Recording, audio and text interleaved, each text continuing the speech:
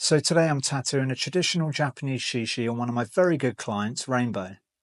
He started getting tattooed by me around 6 years ago. 2 3/4 sleeves later, perfectly finished with prayer beads. After a small break, he's back in the seat and now it's time to add a shishi to his leg. But first I'm going to put the concept together and do a little colour study.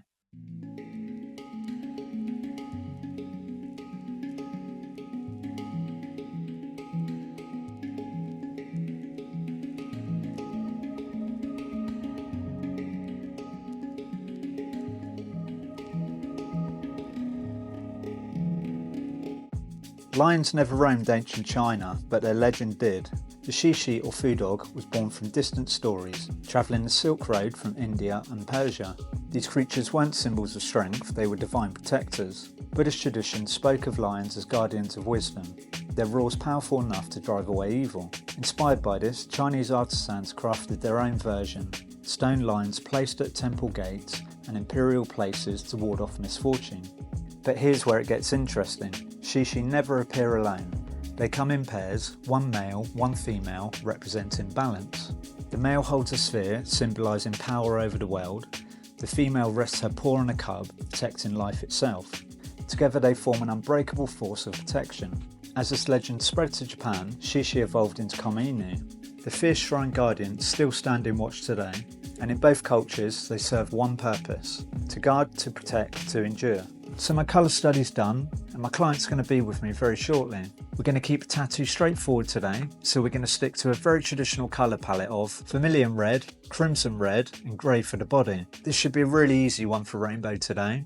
So with all that being said, I'm going to set up and we can get into it.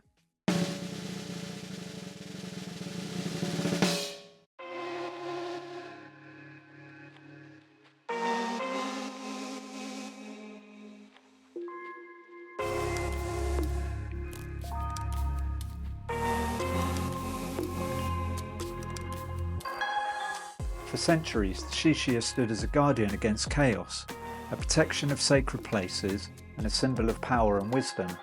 But beyond their fierce expressions and stone-carved forms lies a deeper meaning, one woven into the fabric of Buddhist, Taoist and Shinto traditions.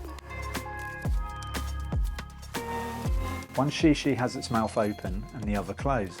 This isn't just artistic choice, it's a symbol of something far greater. In Japan, where the shishi become known as Komainu, this represents the ancient Buddhist concept of aon. The open mouth forming the sound a represents beginnings, creation and the breath of life itself. The closed mouth forming the sound un symbolises completion, silence and containment of wisdom.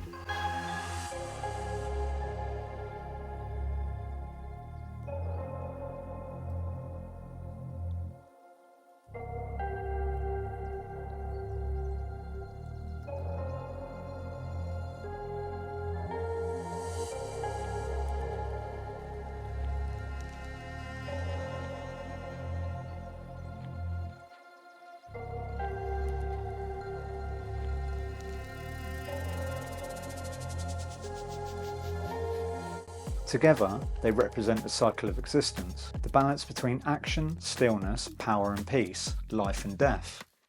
This duality reflects the fundamental truth found across Eastern philosophy, that nothing exists in isolation, one force always complements the other. Just as day cannot exist without night, and sound is meaningless without silence, the shishi pair reminds us that strength must be balanced with wisdom, power with protection, and action with restraint.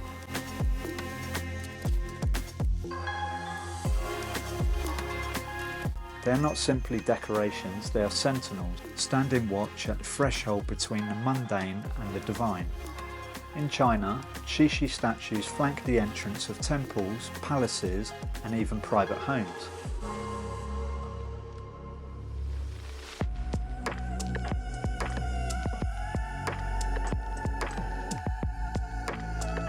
They always appear in pairs, one male and one female. The male rests in his paw over a sphere, represents domain over the world, power and protection of external forces. The female, cradling a cub, embodies nurturing, protection of lineage and safeguarding of life itself.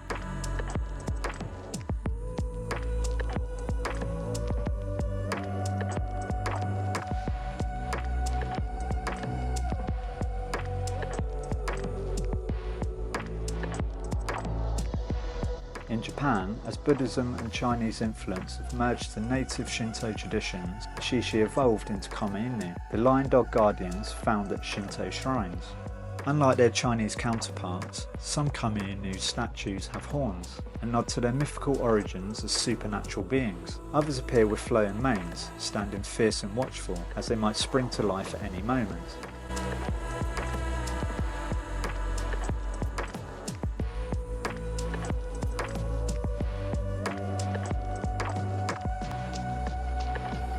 Legends say that the roar of a shishi can banish evil, dispel misfortune, and awaken the spirit of courage in those who hear it. In Buddhist tradition, it's called the lion's roar, a metaphor for enlightenment, truth, and fearless proclamation of wisdom.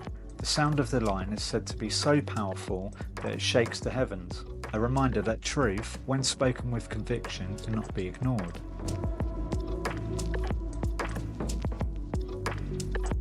In some folk tales, shishi are depicted not just as protectors, but as divine judges. It's said that they can see into a person's heart, recognising those with noble intent and driving away those who seek to deceive or harm.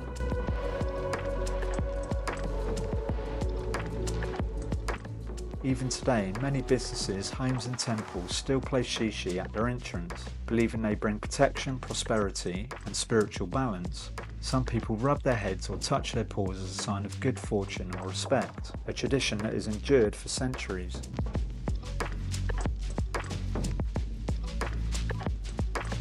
The world has changed countless times since the first shishi statue stood at the gates of ancient temples. Dynasties have risen and fallen, empires have come and gone, but the shishi remains. Even after 1,000 years, the guardian line still stands watch, in stone, in myth, in spirit. Because protection, power and wisdom, those aren't just relics of the past, they are as relevant today as they were in the days of emperors, monks, warriors and poets. To protect what is sacred, to endure, that is the legacy of the shishi.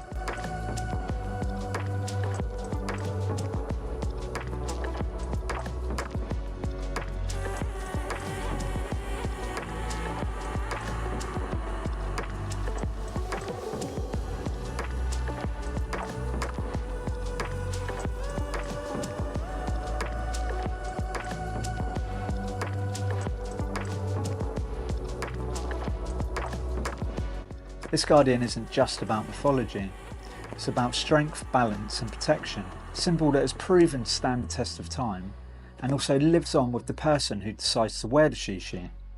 If you've made it this far, I really appreciate you watching, and if you want to see more videos like this one, where I talk a little behind the mythology and the symbolism behind Japanese tattoos, let me know in the comments section below. To stay updated of further progress of this tattoo, as we turn this project into a sleeve, hit the subscribe button. Thanks for watching, and I'll see you next time.